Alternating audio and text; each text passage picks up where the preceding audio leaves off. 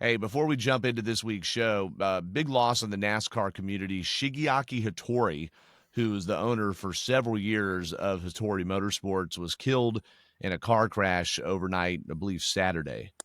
And obviously taken way before his time, so to speak.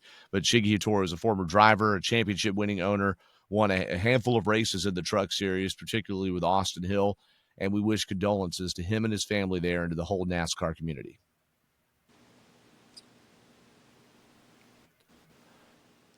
And now we're going to jump in here post Darlington and really rack things up here on 5 to go. We got that Hot Rod Lincoln cranked up to talk about dominance and then exhalation and heartbreak. All of that here. We also are going to preview Bristol as Devin and I are going to be on the grounds there and talk about another wacky, litigious moment in the NASCAR sphere, along with the changes up top and what do they mean to the day-to-day in our sport here on 5 to go. I'm your co-host, Doug Turnbull, Doug Fireball Turnbull at VAG from the announcer team of Performance Racing Network. That gig is what's going to get me on the grounds for my first time ever in Thunder Valley this weekend at Bristol Motor Speedway. That is going to be a big time there. Looking forward to sharing pit road with Wendy Venturini, Alec Havana, and Brett McMillan. And I'm going to get to be on the PRN Pit Reporters show the next week, so like a week from now. So that's going to be pretty cool, too. I've never been on that show, so I'm looking forward to that all, going through Bristol. I'm looking forward to breaking down Darlington with all of you, and to do that, the whole team is here, okay? First off, he is the roving racing journo. He'll be at Bristol, like I said, as well. Multimedia enthusiast at University of North Georgia there. He's starting to get that senioritis. He's breaking out in senioritis there. Devin Kupka, how you doing, buddy? I am doing good, and it's been quite a successful semester for the spring sports in UNG athletics because we got the baseball team, softball team, men's and women's tennis, and men's and women's golf all ranked in the top 25. The only school in the country that is ranked in the top 25 in all their spring sports. Wow, that's incredible. And do you mean Division 1 and 2 or do you mean just Division 2? I think Division two, but might be all throughout all three divisions as well. Gotcha. Well, that's a big accomplishment. That's really cool that you get to do, whether it's PA or doing some of the behind the scenes production work or being on the mic for the play by play, that you get that contact glory. Okay, that's pretty neat to be so relevant, to be part of something so big. Someone who is very much relevant as well, and we're so glad he's back with us here for the second straight week after being down for a few weeks. He's a master maker of speed, grinding those gears in the Dawsonville garage, and he is flanked with a backdrop here, some 90s throwback pit wear for sure. Dan Elliott, how you doing? Doing good. Hope everybody is doing well. And yeah, it's been a different week starting this week already. Weather, pollen, you name it. It looks like everything is out to. I'm not going to say out to get you, but definitely some challenges to the week. Well, for sure. Yeah, it was a stormy time here in Georgia just a couple of days Dan, ago as well. that throwback paint scheme. I forget which Cup driver had it, but it was the throwback Elliott JJ scheme from Ailey. '85. But in the picture, you were wearing like these overalls. Do you still have that uniform? I've still got all my uniforms. That picture is actually, if I know my history here, I think that picture was the '87 Daytona 500 because I was wearing suspenders. And that race, I've got a photo back here. I'll show it in one of the episodes coming up. But the '87 win at Daytona, and that's when I wore the suspenders. Still got them too. That's the only time we like to hear something being suspended in NASCAR. Okay, You that's got that right. yeah, not suspension. We do know you do a Now lot I of great got to work. ask Devin a question. Devin, what do you think your education? Have you gone all 4 years at UNG? Yeah. What do you think your education is going to cost you through the combined 4 years? Not a whole lot compared to a lot of other universities. Right. I don't know I the know exact amount. I But commuted to Dahlonega whenever I went to North Georgia College, which became UNG, and my education, because I did commute, was way less than, I can't remember each quarter, but I think each quarter was probably, for the 3 courses I took, each quarter was probably in the $1,500 range. That sounds. Wow. Then it hasn't gone up that much Mhm. since you were in there. Since you Yep. were there, and you were a commuter, and I'm a commuter, so it really hasn't gone up that much. It's maybe Yeah. almost. Daddy said if I was going to go to school up there, and the Ford place was up there, Dahlonega Ford Sales, that I could just live in Dahlonega Ford Sales and just walk to school. Yeah. It's a lot more expensive if you're living on campus. Like it's like Yep. $3,000 a semester plus Yep. tuition. But really, if that is what it costs with the full class load, it's just almost almost doubled since then. Yeah. Yeah. But it's not that much compared to other universities. Yeah, just adjusting for inflation. That seems to make sense there. Telling you, if more people took the thrifty route, went in-state for college, didn't just go to name-brand colleges there, got your education, you'd be feeling a lot better 4 years or 4 or 5 years later, whenever the time is up. All right, let's get into Darlington here, because Sunday's race, I didn't watch it with the same malaise or even teeth grinding that I think a lot of people did. All right. I watched it waiting for something big to happen, watching the whole casserole cook. But there was a lot of time in between, especially when you got past those kind of syncopated cautions early in the race, where you're waiting a long time for it, for sure. And it looked like until the last green flag pit cycle that William Byron was on his way to doing something we hadn't seen in almost 25 years, and that's lead every lap in a race.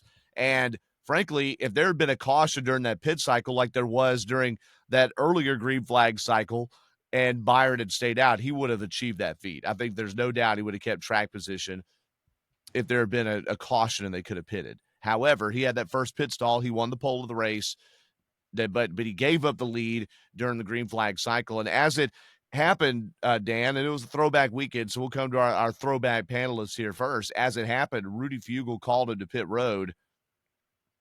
Like a couple of laps after some people short pitted, like Tyler Reddick, but not long enough to really have an advantage. So he lost his advantage by staying out too long, but didn't gain enough advantage by having much of a difference between him and the people that short pitted. So there's your first bit of heartbreak, Dan.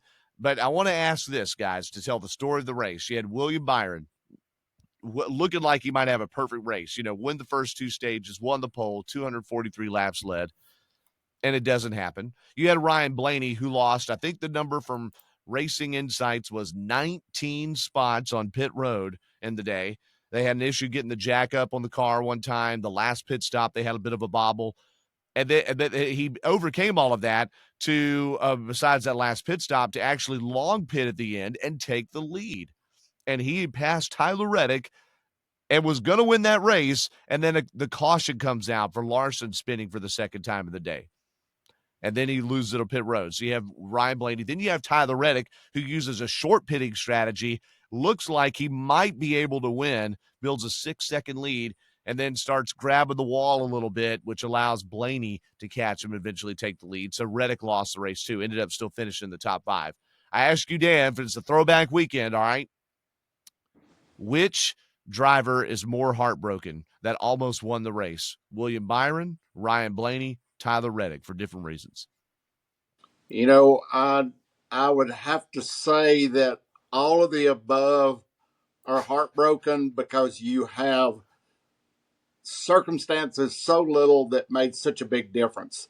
And whether it was pit road, whether it was other things that happened, I would have to say that probably none of the above. Jeff Gordon was probably the saddest. Jeff Gordon was the saddest. At the last and consoling William Byron. So Jeff Gordon was sadder than Ryan Blaney. Yeah. Okay. Yep. Gotcha. Devin, what do you think there out of those three? Because they each felt it a different way. All right. They one almost fell into it in Reddick. Blaney overcame so much to finally get a bite of the apple. And then there was, of course, William Byron's situation, who was bathing in it for a long time. Yeah, it kind of felt weird because you had 50 laps to go and Byron was still in the lead, and then the pit sequence happened, and then Hamlin took it, and then Reddick took it for a little while, and then the caution came out, Blaney wrecking, and then really Hamlin pulled away in that. Larson wrecking. Larson wrecking. That's what I meant. Which was kind of ironic because Larson wrecked on lap 4, and then he wrecked with 4 laps to go in the race. So he brought out the first and last caution of the day in the same spot too, which was kind of weird. But Yeah. The first one was especially weird for Larson. We'll get into that because we want to sort of peel back and see why in the world did they actually try to fix the car there. So you said it's weird, but do you have any idea, like, do you have any opinion on who you think might be more heartbroken, Devin? Who really is just waking up with the next week hangover, so to speak, after that? I would say if you're probably William Byron, you're probably the most heartbroken about it because you led over 300 laps on Sunday. 243. Or 243, excuse me. 243 out of 297. Yeah, so leading almost 250 laps, majority of the race being in the lead the whole time, and just that whole pit sequence. I mean, and that's the thing that's discussed is that Hamlin's pit crews won them the race, and it's really what was the difference maker. But, Byron, I mean, you went out and dominated the race, and you had nothing to show for it except for another top 5 finish. I think he finished second, but yeah, it's not nothing to show for it. I mean, he also got 56 points on the day, which is 8 points more than race winner Denny Hamlin. I mean, he also got the fastest lap of the day, too. I mean, that's the thing. Byron, in every metric, had the day. Not so sure he had the fastest car, though, because Blaney on the long runs had this deal, and I don't know if you all noticed, where he could pull low and make things happen better than other people could. He really could pass better than anybody else. And I think that's what was probably so frustrating for him, is that he was always in traffic. He was actually able to do something in traffic, unlike so many others that got flipped on that pit sequence, like Austin Hendrick and Ryan Preece and Bubba Wallace, some of the people that got shuffled back when they had the caution in the middle of the green flag stops earlier in the event. Ryan Blaney just kept pushing. And as soon as William Byron got put in traffic, he couldn't do anything. He kind of stabled out. And I think in the end, Ryan Blaney probably had the fastest car. He finished 5th. Of course, the winner, and I'm not trying to overshadow him at all, Denny Hamlin wins 2 in a row, puts him number 56 there, breaks the tie with Rusty Wallace. Up next, he's 11th on the list, is Kevin Harvick there. I think has 61 or 60 wins. So the real milestone, I think it's 60 wins for Kevin Harvick. The real milestone for Denny Hamlin is trying to rack up more wins. And certainly as we head to Bristol here, a race he won a year ago on a high tire wear affair, there's no reason to think he couldn't do that. What's interesting, though, is Kevin Harvick at 60 wins, 10th all time. His last 2 wins happened how? Like, in what way? What was special about his last 2 wins, Devin? I see the wheels turning. Well, he was on that concrete run. So he had Bristol and Dover. And he had Bristol in the fall the year before.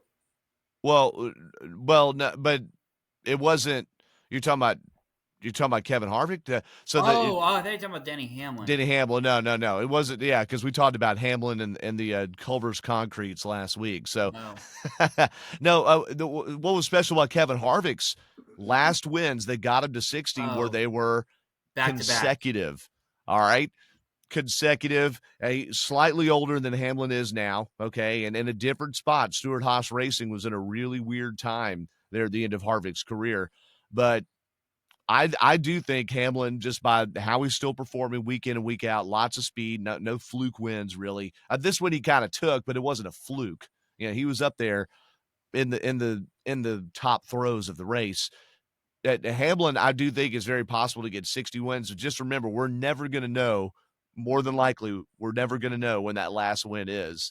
And Hamlin just won 2 in a row. When Harvick won 2 in a row 3 years ago, we thought, oh man, he's back. Old man is back.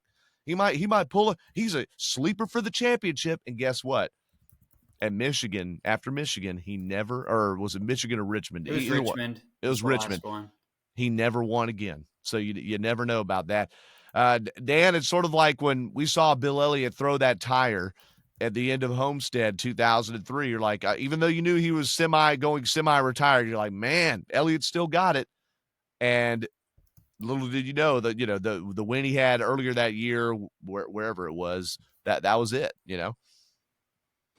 I think bottom line here is the fact that you don't have any idea how it's going to end up or what's going to happen until the flag falls. And as I was talking to a friend of mine over the weekend, and we were talking about the fact that You don't have any idea the last lap is the only one that counts, and you still have to get to the checkered flag for that last lap to count. Right. And we'll talk more about what I feel about the finish of that race, and then Larson and a few other things in a minute. But Yeah. that racetrack is definitely unique Oh, in gosh. one sense, anyway. In the fact that Doug, you definitely run the track, and throwing all the cars out there in the mix of that, you don't have the clean lines like you used to have in a lot of cases where you were running single file at Darlington for most of the race. You made paces, yes, but you still ran the racetrack first, and then you Yeah. dealt with the competition as you got to it. Yeah, for sure. And it seems like, and this is what wants to lead me to the next question there, and then we're going to break down the top 10 and some other things, the points and like that. It is that Darlington still had tire wear, lost about 2 seconds over a full run or so. But it also seemed like everybody was wearing at about the same pace, and the cars were still going roughly the same speed. And when they're all same parts, the drivers have all of each other's data, all of the sim stuff, all of the AI stuff, all of the engineering, everything is optimized, and you're optimized into this box, and we just didn't see a ton of passing. What you saw was some different strategy earlier in the race, and you certainly saw people that really fell off. There were some drivers, gosh, who fell off a cliff. Yeah, Bubba Wallace was one. I mean, Chase Briscoe was one. These guys, Ty Gibbs at one point, these guys, just their cars went from top 10, or in Gibbs' case, he was mid-pack, and they fell. I mean, Gibbs was 32nd at one point and lapped as his car was just bleeding speed. And that was interesting earlier in the race, but it seemed like when you finally got the longer runs, everything evened off, and you just didn't have a whole lot of tilling of the dirt. There wasn't really even a lot of attrition either, just those couple of crashes there. Josh Berry got spun when Tyler Reddick tried to pull up in traffic in front of him, and that wasn't even hard contact. He spun out. Of course, Larson crashed twice. J.J. Ailey had his issue where he spun and then had a brake line that was off. I don't know which caused the other. But that was really about it. Carson Hocevar spun at one point. So you didn't have a lot of attrition. It really came down to who had the best strategy. And in the end, Denny Hamlin and Ryan Blaney having the long pit strategy got them a little track position at the end of the race. And then Hamlin had that amazing pit stop at the end. A lot of stuff on social media about the jack man on Hamlin's car, and that move he's making where he's twisted the jack all the way around the front. And, that's saving them a little bit of time there as he's able to make a tight turn in front of the car. So, Devin, I walked away from this race, I started to see stuff online. Oh, man, this stinks. But I said, wait a second. Up until the last caution, you had three different people who thought they had it won. You had Byron, you had Reddick, then you had Blaney. Reddick that was probably not in a position to win, but maybe to gain some spots. But he hit the wall a couple of times. Blaney, we covered that. And then Byron, we covered that. And then at the end, it was not any of them, but it was Hamlin who got you. And I thought, well, there's drama. I had to sit through 3 hours, but I got an unpredicted outcome that was well earned.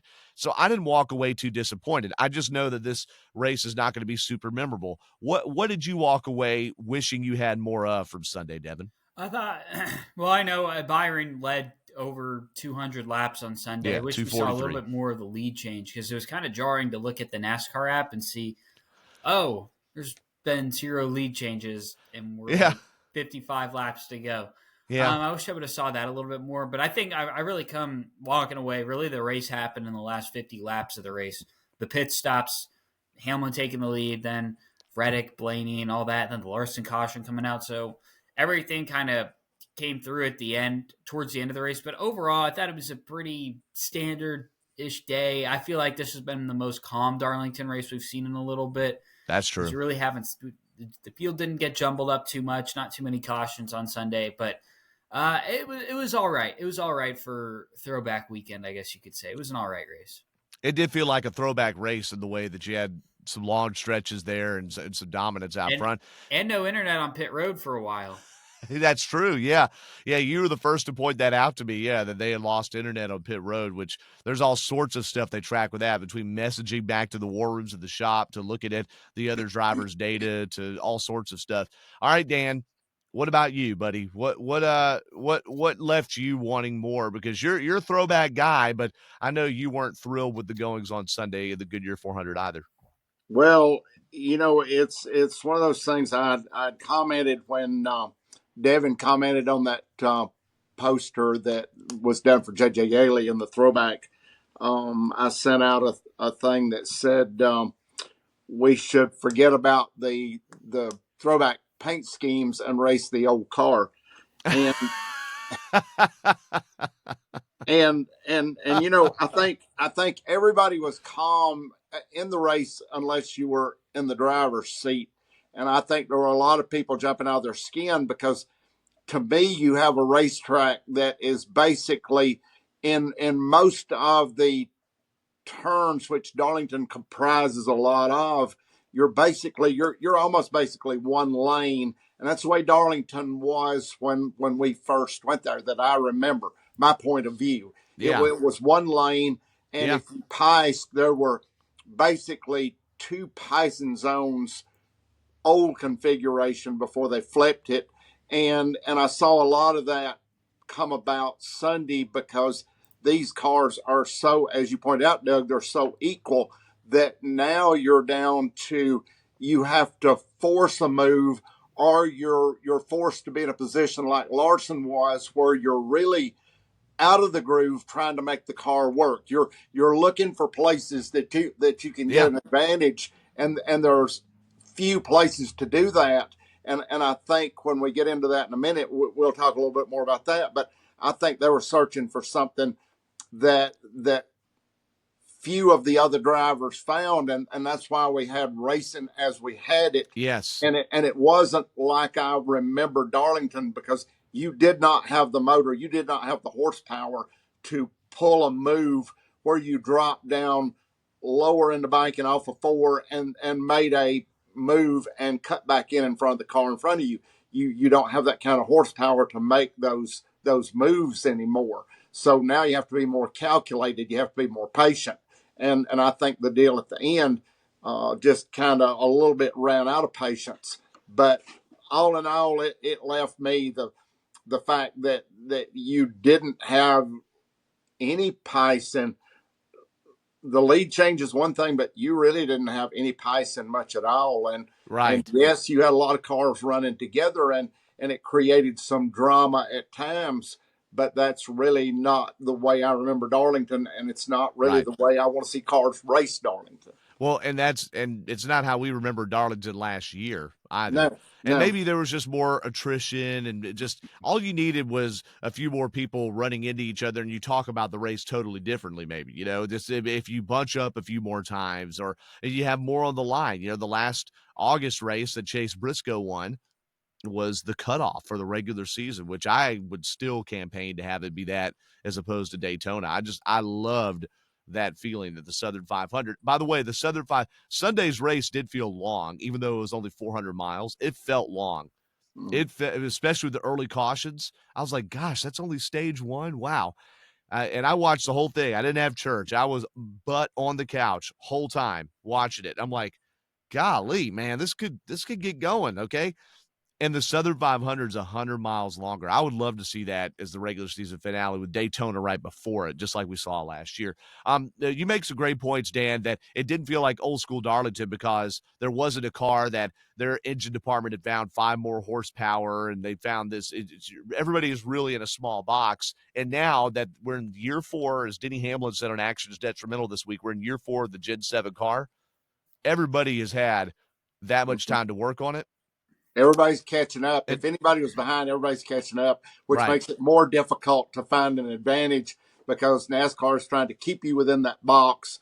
And now the only advantages seems to be that if you can come up with something, because now you're beginning to see that not only is the driver, which we knew this all along, but given circumstances like this, we're just seeing it more and more because there are less and less factors that give you an advantage. Yeah. But we're seeing other things, especially We knew pit road was important, but now we're seeing it even more so because this box is getting smaller and smaller. That's correct. We're seeing all this emphasis on Denny Hamlin's Jackman. All right, which by the way, I love that the crew members are getting highlighted, but we're seeing emphasis on a movement he's making on the car that's saving him a tenth or two on a pit stop, and that's the difference. We're seeing how important qualifying is. Talk about N1. Okay, the most exciting thing happening in Formula One right now is qualifying, because William Byron, who laid an amazing lap on Saturday, got the top pit stall, which meant when they drop the jack, all he has to do is launch out of the pit stall, and he's in first place. I mean, that's just, if he's got first, he's probably going to get it because he has less roll time leaving than other people do at pit road. So he doesn't have to deal with any traffic when he leaves his pit stall either. So that's all of these little minute things are creating a small box, and sometimes there's chaos when people are all in the small box together fighting like cats and dogs, and sometimes you're all just in the box running in the same direction. So Denny Hamlin was the winner, though. What two different weeks. Martinsville leads the 274 the last 275 laps in a 400 lap race, and he wins it this time. He leads 10 at the very end, and he's your winner in the Carl Edwards throwback scheme on his Sport Clips Toyota, by the way. And it was a Carl Edwards when Carl Edwards was running the Office Depot car, throwing back to the red Carl Edwards machine there. I love that they collaborated on that. And, of course, Edwards, Hamlin's former teammate as well. William Byron with the throwback to Jeff Gordon's final paint scheme in the 2015 Homestead race, was second. Christopher Bell, who threw back to his dirt sprint car mentor as a driver, he finished third. Tyler Reddick was fourth. Ryan Blaney ended up in the fifth position there. Blaney had a throwback to his dad Dave's paint scheme it didn't look a whole lot like it except for the number, but it was a throwback to him winning in Charlotte in 2006 in the Xfinity Series, Dave Blaney's only NASCAR win. Chris Buescher ended up sixth. Ross Chastain, I didn't see him on TV the whole day, but his Busch Light Fishing Chevy finished seventh. Chase Elliott, whose paint scheme looked unrecognizable, it threw back to Ken Schrader in the mid-90s on the Kodiak car. He finished eighth. Ty Gibbs was ninth, and Kyle Busch and Devin's favorite sponsor on the grid, Cheddar's, ended up finishing 10th. The Busch was kind of invisible all day, too. He was up and down. One of the few drivers, though, that I saw fight through traffic a little bit to get some things there. But Busch at one point expressed frustration. He lost ground on that pit stop where they had green flag stops interrupted by Brad Keselowski's caution. He was in the top 10, scrapping around. And then if you've already pitted, you lose the track position. William Byron and some others had not. They gained it. And there were drivers like Denny Hamlin, like a few others, that cycled into the top 10 because of having not pitted yet during that time. And Kyle Busch at one point said, well, here we go. There's guys up in the top 10 right now that I was passing, that I was way ahead of, and now I can't pass anybody. I'm stuck at 25th. They're running in the top 10. That just shows what you need to know about the passing situation. Now, some other notable names here. I thought it was a really good run. Ty Gibbs, it was his first top 10 of the season. We'll give him that, okay? He struggled, was a lap down at one point. Christopher Bell was almost lapped at one point, running 29th in the first stage, but he ended up finishing third. He benefited from that pit sequence. Some others, too. Ty Dillon. He's quietly done better than expected in what was the 31 car last year, now is the number 10 car. So Ty Dillon, he finished 16th on Sunday. I thought that at Legacy Motor Club, at one point, both of their cars looked decent, and Eric Jones ended up finishing 17th. And then I got to get in the cold water here. Ryan Preece, he got bit by that green flag pit sequence there and lost track position. He was running top 2 in that race legitimately, and he ended up finishing 26 at the end there. And then the water gets colder. Carson Hocevar is now 30th in points. After all that speed he's shown, he spun early in the race, lost some laps, never got him back. He was 32nd. And Brad Keselowski with another just urine poor finish. Brad Keselowski ends up finishing 33rd in this race. And my gosh, and I'm not trying, Josh Berry was 36. We're going to talk about Kyle Larson in a second. They both crashed. Brad Keselowski had a loose wheel that did not come off, but the vibrations caused him to spin. And now here we are, guys, 8 races into the year. This is a 2-month sample size. BK is 31st in points. He is sandwiched between two other drivers that have shown some speed, and Carson Hocevar and Noah Gragson. All right, but Keselowski 31st in points, 0 top tens, and only 21 stage points on the whole year, which actually shows he's had a little bit of speed, compared to the guys near him at points, that like Justin Haley, 29th in points, 0 stage points all year. That is something to dig out of. And we're going to come up to Bristol this weekend, Devin. You and I are going to ride up there. And then we have an off weekend. That's probably a really good place. 9 races, the Easter off weekend, to kind of look and go, okay, where are we at? I know some people say Coke 600, but Bristol, we're in this immaculate stretch of races. Think about this stretch. This is the best stretch on the whole schedule. Homestead, Martinsville, Darlington, Bristol, right in a row, with Rockingham for Xfinity and trucks on the off weekend. That's good 4 in a row. And then Talladega after that. This is like sweet territory and a diverse accenture of racetracks, Devin. Do you think that after 9 races, you can really look at this and see who's hot, who's not now? Is this a good time for teams to do the 30,000-foot view? I think you can, because you've had every type of track in your book. You've had a road course, short track, intermediate, super speedway, and Atlanta in your arsenal. So I think this is a good time to really evaluate things where you're at in the season. Some drivers improving, some drivers not. As of late, Ty Gibbs has been doing better. He's moved up to 26th in the point standing, so he's up almost 10 spots now. So. That's how bad it was, okay, is that Ty Gibbs is up to 26, and we're smiling about it. That's just pointing it out. I didn't mean to interrupt your train of thought.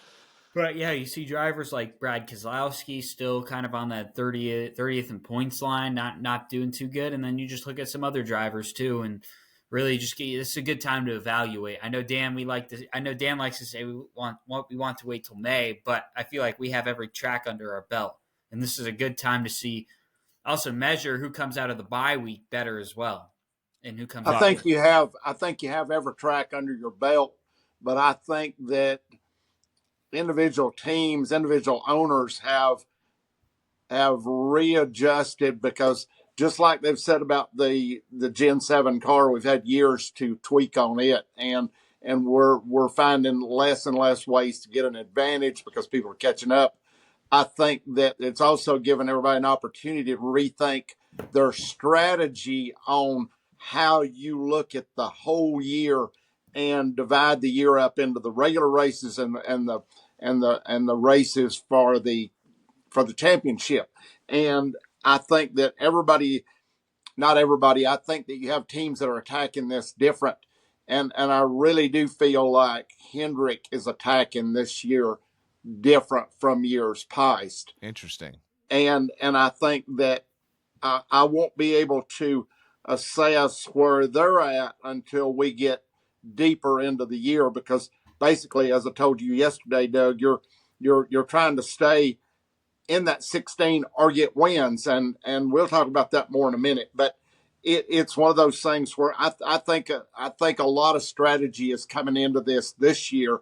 I believe I see strategy that I haven't seen before in the past, even though it might have been there, but this year shows it even more to me that there are different ways to address how the year needs to be done to give you the most success at either one end or the other, or both, and how that strategy has to progress. Well, what strategy are you seeing that's different than before? Like, what's an example of that?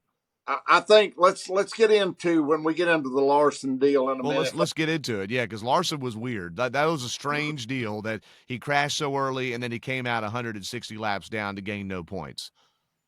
So what are you seeing? Is that an example of, or what are some other things, I guess, that you see them zigging when others zag? I don't think any of it is down to, I think if they can comfortably, like Byron did Sunday, I think if you can comfortably run up front and not push the envelope on taking any unnecessary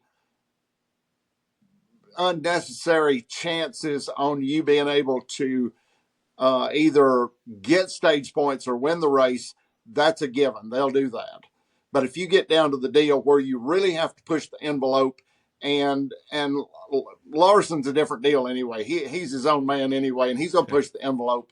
If Yeah, there wasn't an envelope, he's going to push the envelope. that's correct. And he's just a different animal altogether. So let's back that one out. But I think the rest of them, I think the idea here to me for the Hendrick deal is they want all four cars in that championship run at the end of the year, which everybody wants their cars in, Yeah. but they definitely want to get all four cars in because I don't know that in a championship deal anybody has finished 1, 2, 3, 4. Oh, okay. So you think that's Hendrick, who's won over 300 races and all these different championships, Daytona 500s, and just about every metric is one of the best ever. So if you were think him, you think that their next one, so just like they finished 1, 2, 3 in the Daytona 500 in 1997. All right, that kind of thing. You think the next one is trying to do 1, 2, 3, 4 in the championship? I think 1, 2, 3, 4 in the championship. I think the key is because if you can get all fours in the championship, your car is going to win the championship. I mean, because there'll be 4 chances correct at Phoenix, where we end up at. Atlanta, I was hoping where we'd be at, but once an episode, we've got to have Danny and Devin campaigning for that. Yes. Yeah. So I'm gonna see it. I'm gonna see it in my lifetime. So, and you've mentioned before on here that what you see out of HMS is ultimate points racing. Some of the times where you feel like, gosh, why in the world aren't they beating the world down? We're not going to sacrifice every race and give up any wins. That's not what I'm saying. But I think that the key here is their cars right now are either in or comfortably in the points. There's the first key. Yeah. Is you've got to qualify for those last 10 races. Yeah. Once you do that, then you can. And they all are in the top 10, by the way, right now. That's right. Bowman lost 5 spots in the standings. They all were in the top 5 entering this race. Larson lost 4 spots. Bowman lost 5. Bowman had what issue did he have? He had a broken toe link at one point. He got in the wall. So he and Larson had some crash damage. They're now 6th and 10th in points, but all the Hendrick cars are in the top 10. And by the way, how hard is it going to be to achieve any kind of dominance in a long stretch? The top 11 in the standings are separated by 100 points. All right. There are, you ready? So no one in the Cup Series has more than 5 top 10s in 8 races, which you think, if someone gets on a tear, they could get 6, 7 top 10s in a row, right? No one has more than 5, but how many drivers have 5 top 10s in the Cup Series? 1, 2, 3, 4, 5, 6, 7. 7 drivers, the 7th of which being Chris Buescher, 11th in points, minus 100 from the top. 7 drivers in the top 11 have 5 top 10. So it's hard to have that. Look how much better I am than you overall, because there's so many drivers finishing right on top of each other. Where the difference is in the stage points. William Byron has 90 at this point in the season. Next highest is Ryan Blaney with 85. And then Bubba Wallace, 3rd most stage points in the Cup Series with 78. He doesn't have the finishes to show for it, but that's why he's 8th in the standings, because he's been running so well near the front early in these races. So to be able to pull off something truly dominant like an all-organization Final Four or Championship 4, you're really going to have to do that and really accumulate some stats over time, including those playoff points, which for the Hendrick Motorsports side, Kyle Larson with 1 win, William Byron with 1. They're then there's a couple of stage wins mixed in. Otherwise. So, Chase Elliott has 0 playoff points this year. So does Alex Bowman.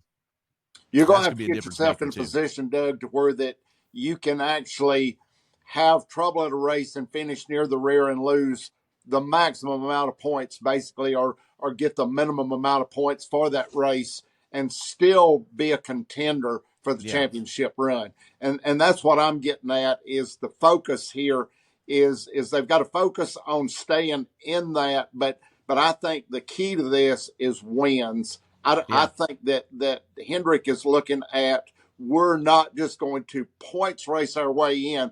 We've got to get comfortable, but I think he wants to be able to get all 4 cars in victory lane to where those cars go to the championship run. Fair enough. And by the way, Josh Berry is the only driver that's in the playoffs that's not in the top 16 in points because of his win in Vegas. He is now 20th in the standings, had a couple of bad finishes since then. But Josh Berry 20th in points. So that means that the first driver not in the playoffs on points is AJ Allmendinger, 16th in points, 9 back of Kyle Busch, who is 15th. So if I'm the owner and I've got my car solid in, he's already won a race, which Kyle Larson has done, and Denny Hamlin and so forth, then my focus is going to be yes, I'm not going to try to give up any races because I want to try to accumulate as many bonus points as I can, but I'm going to focus on that over the wins on the next races before you get to the championship run.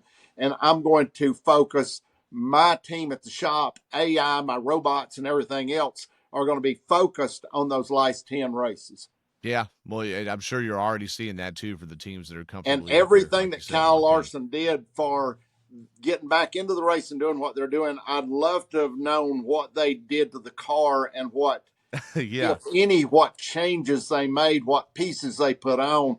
Was that car scrutinized after the race is over more than any other car because of what they did? If I were NASCAR, and I don't think they did, I didn't see anything that said they did. If I were NASCAR, I would take it back to the R&D center. Yeah. Why not? I mean, I know there are officials that watch the repair, I guess, but I would take it back. Let's see what's going on because there were no points to gain. They said that it was a way to try different setup stuff, but you kind of got to wonder, well, how much are you going to learn if the car is damaged? But there are things you can try. It's a challenge to the crew for how quickly you can put Humpty back together again. Yeah, but I don't think, honestly, when you look at that, when you get down to the championship run, you've won a race. You're in the championship run. And I still think that the championship run is going to be one where you're going to want to win races. I don't think you can win the championship by points racing your way after you get into the championship run. Yeah, I mean, the way it would come down to is if you're in a cutoff race and you're near the bubble and there's a way to fix your car, what can you do? How quickly can you fix, so to speak, right? You're splitting atoms here on the advantages of what you're trying. I think it's more, as you said, I think it's more in the finite things of what will this do? Maybe Kyle, there was something about that car that wasn't right from the beginning on what he wanted. Sure. And maybe they were trying to get a feel for him at Darlington because think about it, no one gets to test anymore unless this would be a great. There are very few tests except for Goodyear, basically, or if it's a NASCAR wide thing, you can't. Correct, this is the only way that you could have run the rest of the race because, my gosh, there were enough laps left to change some suspension pieces and give you the feel of what you were looking for in the car when they go back in the fall and run that race on something different that he wants. And this was a free way to test. Yeah, exactly. without getting any points thrown against you or anything like that. So that's exactly right. Yeah. So that's there was certainly something to gain. We're never going to know exactly what that is. All right, because they're not going to tell us. All right, there's no doubt. If there's much money as they spend on so many different things. As soon as I get my AI up and running, I'll be able to tell you. We keep waiting for that moment, Dan. I want to see that AI measure that 1998 First Union pit shirt back there, okay? Because that'll be the meeting of two different eras for sure. Hey, no trucks were racing this past weekend, but on Saturday, the Xfinity Series ran, and while Justin Allgaier was the best car and dominated there, Brandon Jones got his first win in 98 races, and he was able to win Darlington. I think it's the second time he's won at Darlington, and had his best race in a long, long time, even without winning, just by being in the top 5 all day. We have seen Brandon Jones struggle, miss the playoffs, crashing left and right. He got wiped out in that last lap deal, that just monstrosity of Martinsville. this past week, which NASCAR, by the way, did meet with the drivers. There was some contrition coming out of the driver corps, as you would expect, that, oh, well, we need to do better. Yeah, well, let's come back to Martinsville. Let's see if you do better. Austin Hill, who ramrodded a few drivers at Martinsville, Austin Hill said that he, along with Allgaier, would be the one to talk to these kids, which is kind of funny that because Austin Hill has some of the syndrome that they do as far as running over each other. But nonetheless, Brandon Jones wins the race. And Chase Elliott, another Georgia driver, of course, finishes second. Then it was Allgaier ending up third. Ross Chastain finished fourth, and I want to park here because Ross Chastain fenced Christopher Bell, basically, didn't give him some room there when they were racing hard, or cleared himself, and Bell got in the fence in that race, and it caused Bell to cut a tire. And also he got into a scrap with Chase Elliott, too. And so as the Cup drivers that were supposed to come and correct these kids, well, the Cup drivers were the ones that had the biggest misgivings there in Saturday's race. Ross Chastain was fourth, and Carson Kvapil, another impressive run, was fifth. Connor Zilisch, his teammate, Christian Eckes, Nick Sanchez, Sammy Smith, and Sheldon Creed rounded out the top 10. And boys, as close as the Cup point standings are, in Xfinity, yowza, Justin Allgaier leads the points over Sam Mayer by 71. 71 points separate first and second, whereas 100 points separate first and 11th in Cup. Yep. How about that?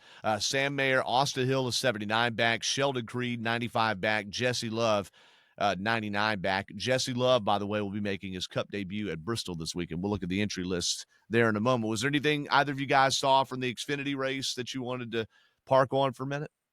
No, but I think, how long is it going to be, do you think? And I'll ask both you and Devin, how long do you think it's going to be before we see a major change in the Xfinity cars as we saw with the Gen 7? When are we going to come with another generation car of Xfinity?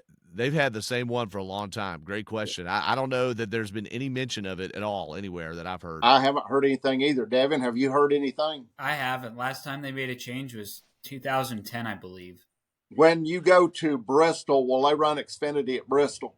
Yeah, it's going to be a triple header weekend. Yep. All right. Why don't assignment is for Doug and Devin to see if you can snoop out some information on the Xfinity car and even the truck. It would be interesting to see what we're going to see on the truck, because I feel like that as the truck deal started out, it was the best racing for a long, long time.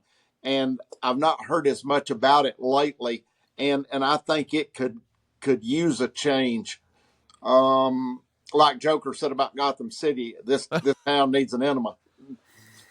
That's really funny. Okay. I don't know. Yeah, that's a great point. And the cost, I think, is the big deal. And that's what we've gone back to several times on the show, Dan, is why in the world does stuff get guinea pigged in the Cup Series? They did stage racing first in Cup. They had the timer in the Truck Series the year before, but they did stage racing first in the Cup Series. They did the playoffs the way they are now, first in the Cup Series. The Gen 7 car, the spec car, first in the Cup Series. Like, what? I mean, it's because they have all the money, but it's like, don't you want to try it out at ARCA and try it out at some other things first? But they're not going to subsidize the teams in the way they need to do to make that work. The people that are tasked with making that decision or helping make that decision, well, we've seen some change at the top, not a change in who the people are, but in what their titles are. And I wonder what this means. We didn't cover this in last week's show, guys, but Steve Phelps, who's been the president for NASCAR for several years, has been elevated as NASCAR's first ever commissioner. All right.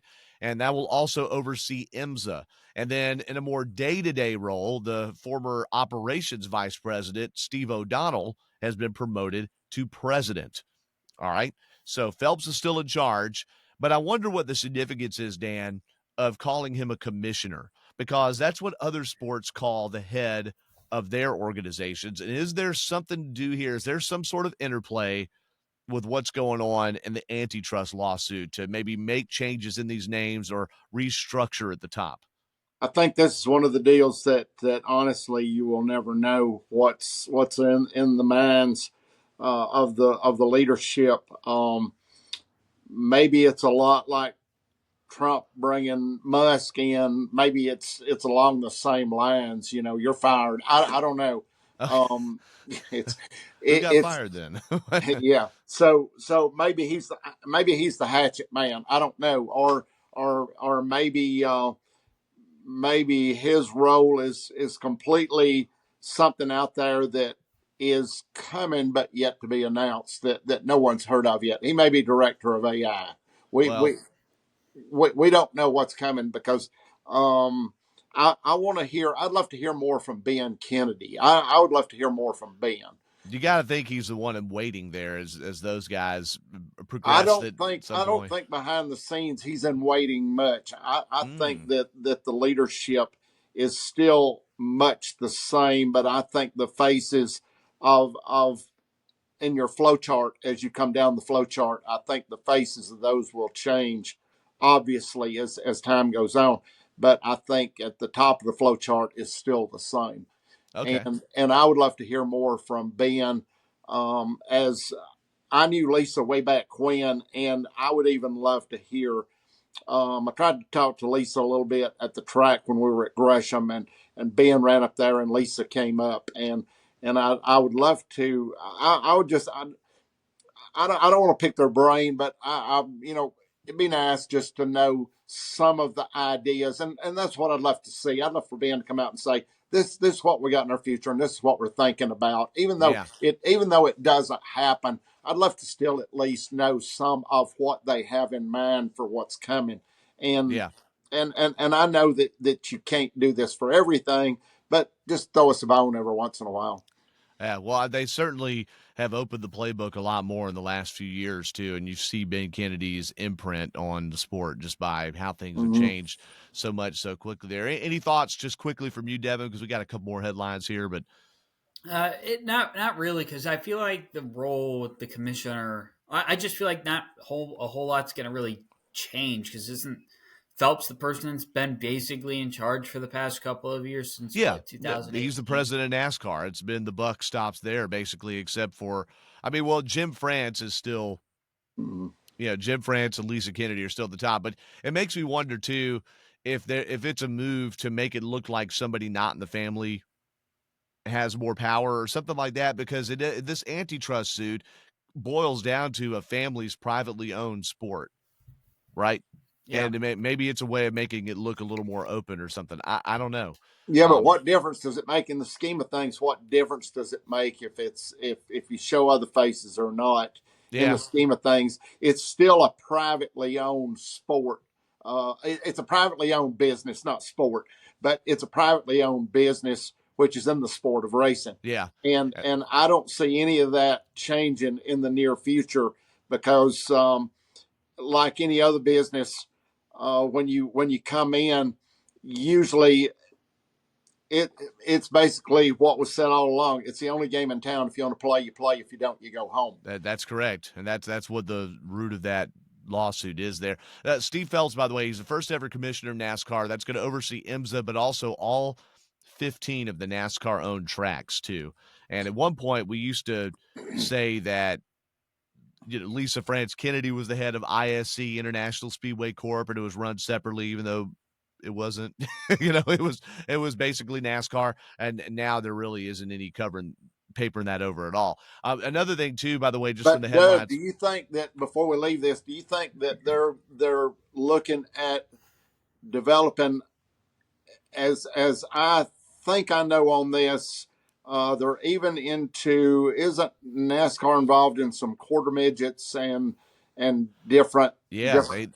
they run a sprint series. Yeah, because I know someone whose son is running in that at the coming Okay, fairgrounds. Yeah. so maybe they're getting ready to bring some other series or other racing organizations under their umbrella, and you need a commissioner to Mm, oversee all of these. This flow chart, I feel like, is fixing to grow again on okay, their umbrella of things that they have acquired, that's a and I great think point. that list is getting ready to grow some more. That's a great point. That's a great point. We'll follow it right here on Five to Go podcast, and we'll be relaying that to you and giving our analysis as these things unfold. And it'll happen right in front of our eyes. Sometimes you're waiting for something to change. It's been changing in front of our eyes for several years. whether it's the Gen 7 car, whether it's more road courses and a different schedule and all of that. So another thing too here, by the way, this is just a little more odd. I was taken aback by when news came out Thursday that Lamar Jackson, the stud quarterback of the Baltimore Ravens, who's number 8, it was suing Dale Earnhardt Jr. over one of his trademark number 8s. And the way it read at first, it's like, wait, is he going over the number 8 that was with Dale Earnhardt Incorporated that was on the Budweiser car that's now in Sammy Smith's car? That stylized 8? Really? Well, it turns out, no, he was actually Dale Earnhardt Jr. when he went to put in the trademark for that 8 that Teresa Earnhardt used to own. He also, which I would have thought it was already trademarked, but he also trademarked that slanted number 8. That's a little more poofy, I guess. That slanted one. That's what used to be on Sammy Smith's car and on Josh Berry's car, before that. Okay. So he's gone after that and was saying that it looks too much like one of his number 8, this brand that he has.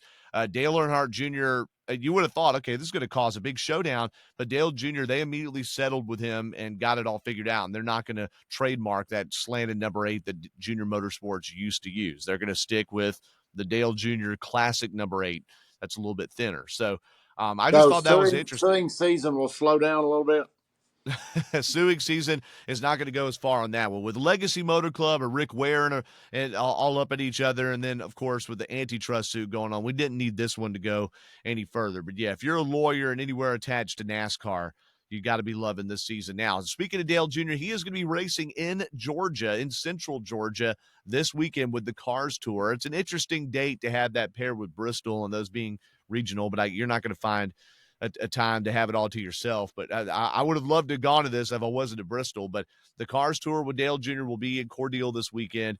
And it's the late model stocks, almost called late model sportsman, like the Busch Series used to be called. But late model stock cars there at Cordele Speedway. I haven't been to Cordele, Dan, since it was called Watermelon Capital. I only went there one time, with no wall, and you could literally run off into a watermelon patch if you got off of the racetrack there. Kyle Busch, I got reminded of this listening to Door Bumper Clear. Kyle Busch famously did that and drove down he got pushed off the track, drove through a watermelon patch, drove down a dirt road, and then back in through the front gate of the racetrack off the road after crashing a late model there one time. But those are some of the headlines I've got on the list here. So we've covered a lot today. We're going to get to Bristol here in a second, but we've covered a lot from the ins and outs of Darlington. What more could we have wanted? Who ended up more heartbroken?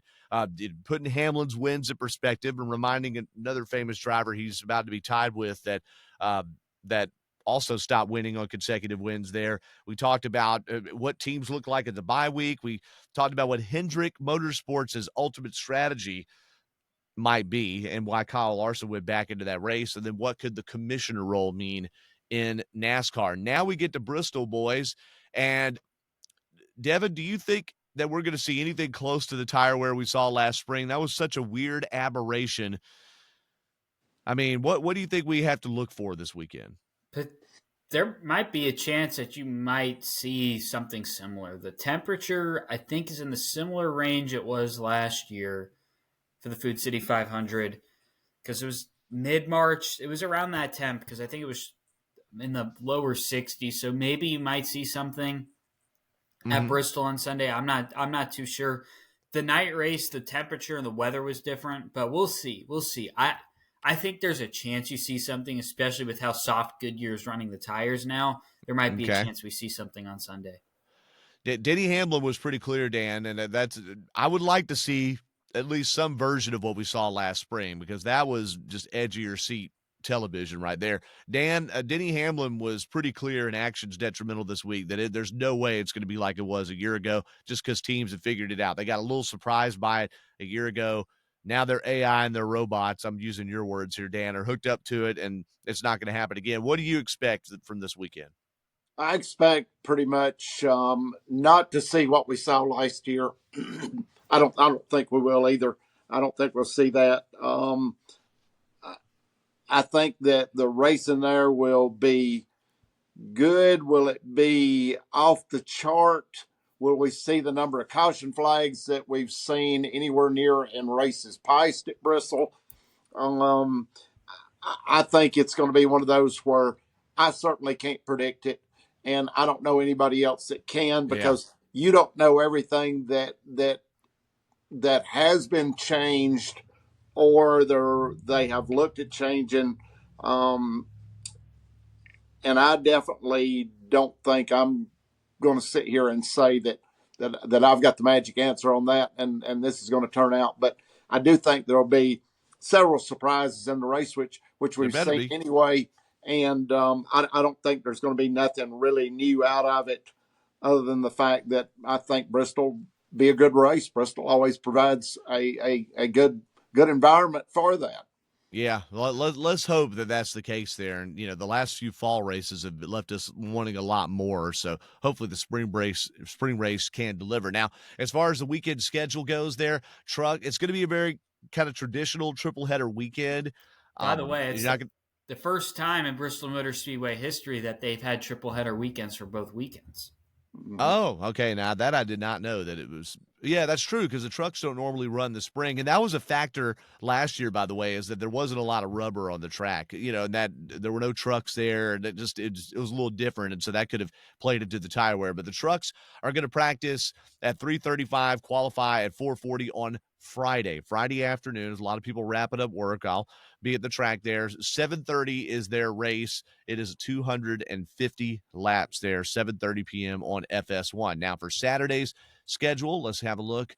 Saturday, you're going to have the Xfinity Series cars on the track at 11:30 for practice, 12:35 for qualifying. That is on the CW app. By the way, when I opened up the CW app on my phone Saturday to begin watching Xfinity practice, it wasn't showing up in the phone app. It only showed up in the TV app. And the phone app, it was showing old versions of races and stuff. It was not showing.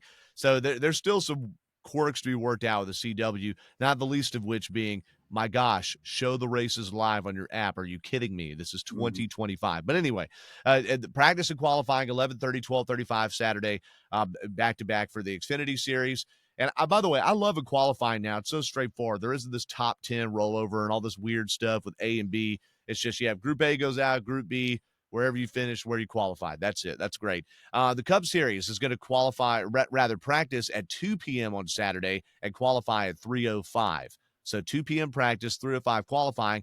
And then it is an evening race Saturday. That may be the big difference there, as you're waiting all the way until Saturday evening to race the Xfinity cars and not Saturday afternoon. So that is a 5 p.m. race there, and that will be, I believe, on FS1. I'll check that in just a moment. For the Cup Series, waiting around all day until 3 p.m. to go racing, but that will be the deal on Sunday at 3 p.m. for the Food City 500. And then Devin and I will, well, no, you'll be staying, won't you? I'll be driving home. Okay, so that's Oh no, I'll be after the driving race. home Sunday night. Driving home. So there you go. So that's the layout of the weekend there. And I always like to look at the entry list, see if any strange names show up. You never know who's going to show up in the deal. And actually, you do have Sunday. Corey LaJoy is going to be coming back to the field. I didn't expect him to come back for a short track race. He'll be in the 0-1 car, that Rick Ware car. That's a part-time deal now. The 33 that was driven to poor finish by Austin Hill last week of the Cup Series. Jesse Love is going to run that, his Cup debut. And then Josh Bilicki is going to jump in the 66 car that Casey Mears drove for Carl Long at Martinsville. Josh Bilicki is going to run it this weekend. And the race, by the way, Sunday will be on FS1. I just wanted to copy that. Now, How the many Xfinity, entries? How many entries do they have for the Cup race at Bristol? so there's 3 extras, so 39. Okay, so 3 cars will go home. No, you have 40 is the limit. 40. That's right. Yeah, That's right. Mm. yeah. So I we know, it don't seems have a complete 40-car field. we rarely do these days, yeah. You know. So look into the Xfinity Series, just some names on the entry list to look for Saturday evening's race. The 07 is going to have Nick Lights driving that one again. Kyle Larson, he's going to run the triple header this weekend. He's going to try to pull the triple decker again, just like Kyle Busch has done that twice, where he's won all 3 races. Both times were at Bristol. Larson's going to try it just as he tried at Homestead. He will be in the 17 car. The 19 will see Justin Bonsignor for Joe Gibbs Racing behind the wheel. Corey Heim will be in Sam Hunt Racing's number 24. Greg Van Alst will drive for Joey Gase in the 35. He has a pretty expanded schedule there, if you will. Mason Massey out of Georgia, he'll be in the 45 for Alpha Prime Racing. Mason Maggio will be in the 53 for Joey Gase. Tyler Thomasy will run for Carl Long in the 66. Doug Richard is the crew chief on that. How about that, Dan? Talk about a throwback. A guy that was Dale Earnhardt's championship-winning crew chief as a 19-year-old back in 1980. Doug Richard will be the Tyler Thomasy crew chief for Carl Long, number 66. And then that 70 Derek Cope car, Thomas Annunziata will run that. He's been splitting that ride with Leland Honeyman this year. By the way, Leland Honeyman got a butt chewing from Anthony Alfredo. He was interviewed by Front Stretch after the Darlington race. There was a big crash at the end of that race, and where Leland Honeyman in the 70 car got all out of sorts there and ran into Alfredo. And Alfredo was very frank in saying that guy does not belong in the Xfinity series. And he's tried to talk to him to no avail. But Thomas Annunziata will be in that car, number 70. This week, Dawson Cram will bring Mike Harmon's very fast number 74 to the racetrack, and then CJ McLaughlin will be in the number 91 for DGM Racing. So that's the entry blank there. Do you think, Devin, that Kyle Larson could pull off the triple? If he didn't do it at Homestead, do you think he could do it this time around? It's possible. I think Bristol's a little bit different. You got to really have that skill set, and I don't think we've seen Larson. He's dominated some Bristol races now. Well, yeah. But he's dominated some. We'll see. Yeah. And the Truck Series race, and again, they're running 7:30 Friday night. Brandon Jones, who has a limited schedule in the Tricon number 1 truck, he's going to be running it this weekend. University of Arkansas's College of Engineering is a sponsor because Brandon Jones's dad, the president of REAM, J.R. Jones, is in their Hall of Fame, by the way. He got put in their Hall of Fame in the last few years, so they're running a special scheme for that. Nathan Bird will be in the Young Motorsports 02. Stephen Malazzi will be in the number 2 for Rayoon Brothers Racing. Here we go. Handsome Norm Benning, 73 years old at that, will be bringing his own number 6 machine into the Bristol truck race. Kyle Larson, I told you about the double. He's going to run the 07. So look for Kyle Larson for the 07 HendrickCars.com ride for the Spire Motorsports, and his teammate will be Corey Day in the 7. Also HendrickCars.com. Not to be confused with their teammate number 71, Raja Caruth, by the way, also in HendrickCars.com colors. That's a lot. All right. Some other drivers that are stepping in here part-time wise. Josh Rayoon will be in the number 22 truck that he owns. Let's see. I'm trying to find some others that are part-time. Luke Fenhouse will be driving for Thor Sport Racing in the number 66. And Dr. Patrick Staropoli, who had some good runs in Martinsville, especially the trucks and the number 84 truck. He's going to run for Cook Racing Technologies again. Justin Carroll will be in the number 90. And those are it. Yeah, that's it for the part-time drivers there in the Truck Series race. Dan, what are you looking forward to most then this weekend? If we're not thinking the tires are going to be falling off, is there something special you're looking for? A breakthrough win, a underdog driver?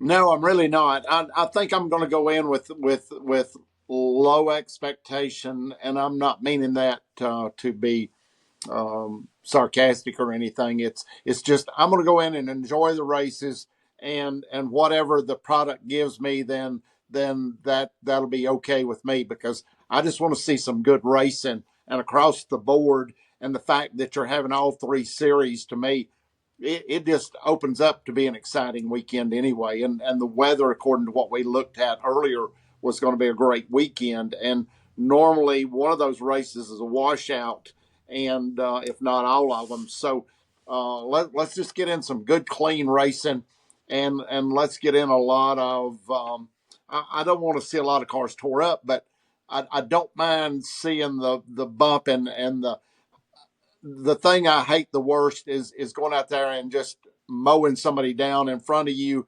and spinning them out and making the pies. Let's just have some. If you're in the way and you're a slower car and the car behind you, come up, bump them. Let them know you're back there. Get them out of the way and make your run. Let's just have some cleaner racing. Well, no doubt, for sure. I was trying to figure out, I was looking on Racing Reference for drivers' stats of the last 6 races of Bristol, and it only listed 5 for Kyle Larson. He missed the 2020 season basically for the racial slur deal, but that was more than 6 races ago. So I was trying to figure out the only race he's missed since getting in the 5 car was the Coca-Cola 600.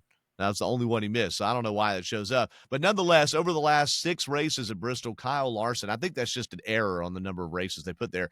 He has finished on the lead lap in all of them, I believe. Yeah, it would have to be. Yeah, but I think that everybody that's in the Cup race finishes on the lead lap because the way the segments are and the way the getting back on the lead lap.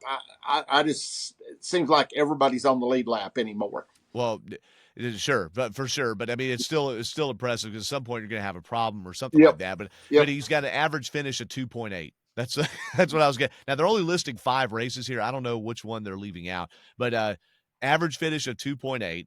All right, 2 wins. Also, Denny Hamlin with 2 wins in the last 6 Bristol races. And why did I pick 6 races? Gen 7 era.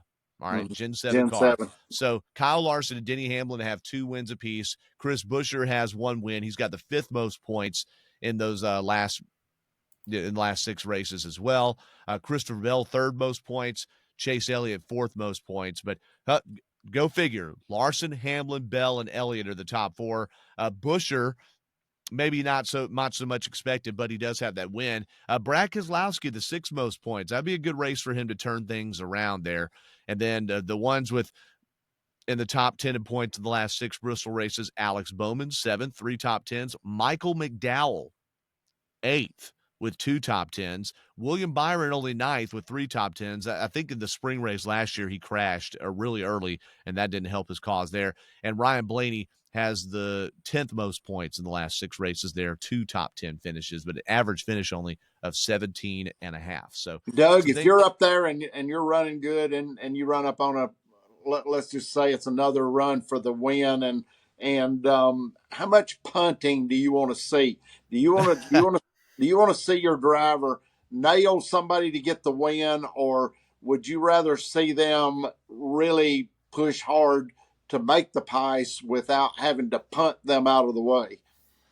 I think a nice gentle shove is nice. It would be the thing to do. Yeah. A nice gentle shove. But at Bristol, if they get running side by side, they may not have to do that so much, right? That's it. Well, Devin, anything that you're looking forward to seeing there, or any driver that you think might be able to break out? Nobody in particular. I mean, you look at Kyle Larson's stats. I can't believe it flew out of my mind, but him dominating the Bristol race in the fall, which I guess maybe not the most entertaining race, but it sure wasn't. I guess it was not entertaining enough that it flew out of my head. But it'll be interesting. I want to see how much the tires are going to wear because this is the first time we're back. It's daytime. It's a daytime Bristol race. It's not nighttime. So right. We'll see about that. Also, I think another thing that'll affect it is how much rubber is going to be laid down. Last year, you only had the truck race, which was run on Saturday night, compared to now where you're going to have a truck race Friday night. You mean only had the Xfinity race? Huh? No, it was truck race last year. Okay, so there wasn't an Xfinity spring race last year? No. Okay, interesting. All right. Yeah, that is interesting. Yeah, I don't know. I don't know what to expect. It is going to throw us for a loop, but the teams have had another off season to figure it all out. Some more time to put numbers in the system and have the AI do all the work, as Dan would say, right? But lots to consider there. But we're going to definitely download for you all next week here on 5 to Go. This has been episode 308, episode 309. Anytime that we're at the track, there's always more to say about it, and I look forward to what Devin has to say. So for sure, just getting to be there. And of course, I'll be on pit road. My first, I don't get to pit road report as much anymore. A lot of the times I'm in the turn now, and pit road reporting at Bristol is a real challenge because of the noise. So that's going to be fun to try to figure out too, and get to work with Wendy and Alan and Brett. This will be great. Everything is a short distance at Bristol. So that's the big perk about everything. You're not far from anything. That means Dan's homework for us, finding out about any future iterations of Xfinity or trucks. We'll be able to find that out a lot more quickly, hopefully. Of course, I guess the trucks and the Xfinity cars will be parked outside of the track. They'll be inside. They fit all 3 series haulers inside? So what they'll probably do is they'll bring in the truck and Xfinity haulers on Friday. Truck haulers will leave Saturday. Okay. Cup series haulers will come in. Okay. Gotcha. All right. Good. See, you can tell I haven't been there before. All right, well, let's get some final thoughts on the show. I'm looking forward to what we have to say about Bristol, but let's get some final thoughts on the show. I just saw something really odd here. In the last 6 races at Bristol, if Racing Reference is correct, Joey Logano in the Gen 7 car, 0 top 10s. How about that? I didn't expect that. He's won a couple times at Bristol. That's wild. Okay. All right. With that being said, let me get back on track. Five to go. Final thoughts. Dan, it was a throwback weekend. You got your throwback clothing there behind you in the Dawsonville garage where the magic used to happen for the Elliots. What do you have for us? Well, I'm glad it's not a throwback weekend at Bristol. Let's move on to bigger and better things because we've got a whole year of racing left, and it's going to be an exciting year. And I'm just looking forward to the weekend and the fact of seeing all 3 series and being able to watch them all at the same place. And other than that, just hope the weather stays good for the weekend and not a lot of sunshine on the track, not any moisture on the track, and it's just a great weekend for racing. Yeah, I would love to. No big interruptions. Just have Nope. a nice, smooth, great weekend there. What about you, Devin? Well, Dan, it is actually going to be it's not going to be to the extent of it was at Darlington Raceway, but it kind of technically is throwback weekend. They throw back to the old Food City 500 logo that was run back in the day. Last year was more of a throwback-ish. They painted the walls differently. They had a 80s cover band performing. So I don't know who's performing this weekend, but Doug, let me ask you, Devin, too. What are we trying to cater to on the throwback? Because You're trying to steal my final thought. I look at the stuff of our throwback stuff, and we're throwing back 40 years. Okay, so 40 years. If you were, Devin was born in what year? 2002. 2002. So you're minus 17 years on knowing anything. So does the throwback year equate to anything? And what does it really mean to the fans? Ooh. Or is this just a way of selling diecast? And if I'd be selling some merch, because I got to say, I bought a Food City 500 t-shirt. I got to say, it's probably one of the best NASCAR event t-shirts, probably the best NASCAR event t-shirt that I own. Why is it the best that you own? Because it's the best looking one. Okay. So look, so that was going to be my final thought is there's all this, I guess because people don't have anything to talk about. I really think that's what it is.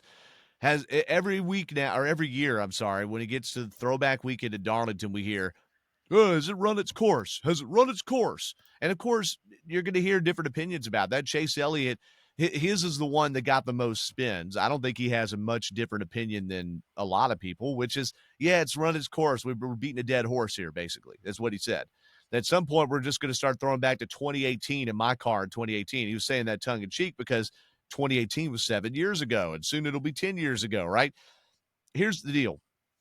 It just because not everybody does, I think for throwback weekend to really pop, not everybody has to do it. All right. I think it's okay if only 10 teams do it. There were some, and especially the Xfinity series where you have less sponsor pressure, right? There were some incredible throwbacks in Saturday's race. Kyle Sieg running the Ricky Rudd 2002 Haviland scheme was beautiful. Parker Retzloff running the Morgan McClure number 4 Kodak Chevy. Mwah.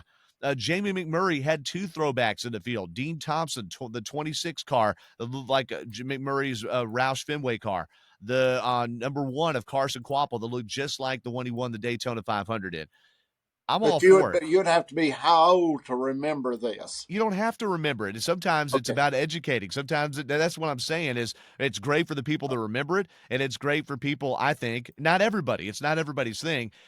It's come to the point where if you were to require, you had 2 series there racing this weekend, so you're requiring over 70 race teams to do it would be too much. But having 10 or 15 really good ones, I'm all for it.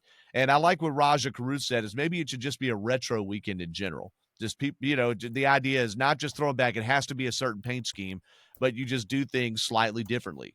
Okay, so do the fans participate as well? Do they get out their old apparel and wear it?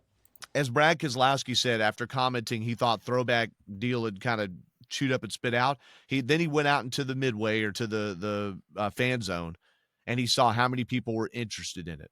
Well, No, my mother and dad always said is don't throw anything away because it'll come back around again. well, So they were right. but Dan, if there was anybody that's ready for throwback weekend, it's you, okay? Because of all the stuff, all right there in the shot. So, look, if it just, I just want to say again, I'm not saying that I hate when stuff gets put down our throats, but my gosh, the throwback weekend, it is harmless. If you want to participate, participate. If you don't. Who cares? Stop trying to cancel everything, Devin. Okay, so can I make a Wait, suggestion? well, let's get Devin's deal first. Hold on, Devin, you Okay. want Here to we say go. something? Then you, Dan. Here's the shirt. It's not the full shirt, but Oh yes. there's the shirt right there from last year. Look how Oh, good that looks. that goes hard in the paint, And it's buddy. modern kind of too, because it's 2020. It was 2024. Devin, you look like a straight model there. Like you, Up I mean, you got that look, man. You just got that. Yeah, come on. What's up, ladies? in the Add Tennessee Devin mountains here. add Devin.cupco on Instagram. We need to get him a contract. Let's go. Let's go. Hey, Dan, what were you about to say? Sorry, a I'm suggestion going to there. say, let's do a Daytona throwback. And let's go back to the paint schemes that were on the beach in 50, whatever the Okay. years they ran the beach. I love it. Yeah. I'm all for it. Again, not every car. I love that the Wood brothers had the Jim Clark Indy 500 paint scheme because I didn't know what that car looked like. Yeah. But hearing the story about it was fine to me. What I don't like is when you kind of halfway do it, like Chase Elliott's car was, where you couldn't even tell that it was a Ken Schrader car or not. They didn't even have the color was the wrong number. I don't understand how they missed so badly on it. But a lot of them you could, and it's just fun. And it's fun for the people involved, for the people that drove the car, worked on the car. Right? I mean, isn't it cool, Dan, to see even though it's J.J. Yaley, wasn't it cool to see how many people have done the Coors Light paint scheme? Yeah, I'm glad they're doing it while I'm still living. Exactly. Yeah. So, and I'm okay with it throwing back to stuff from 2012 and 15 and whatnot. You know, Jimmy Johnson's Lowe's paint scheme was on the Ally Chevy for Alex Bowman. You know, the paint scheme for Lowe's from 2012 with Johnson won the Southern 500. So, you know, I just think it's harmless. I don't think we need to start trying to cancel everything. And if you do it once every 5 years, that's fine too, whatever. But I think there were 19 cup cars, I think, that didn't do the throwback schemes or something. Okay, cool. Austin Cindric's of Dale Earnhardt in 1980 looked great. Talk about that. I mean, I'm cool with it not being contained to throwback weekend. Just do it once a year and people can expect it or not. So I don't know. I think Let's just have an exhibition race where it's an exhibition throwback weekend. I think the real problem comes from was when they moved throwback weekend from the Southern 500 to because in reality what they created this, although technically the spring Darlington race, the modern version of it was created from the pandemic because they had to run 2 races at Darlington or 3 races technically in 2020. But really the spring weekend it was created to move throwback weekend to the spring so that they could just have that playoff race in the fall. But I think, and teams still run throwback schemes, Southern 500 weekend, even though that's not throwback weekend. Yeah. Fantastic. Well, what retro is so in right now, especially like 90s retro. This is not the time if we're fan minded to be thinking, no, we'll just do the normal stuff because already the cars are unrecognizable with a different sponsor each week.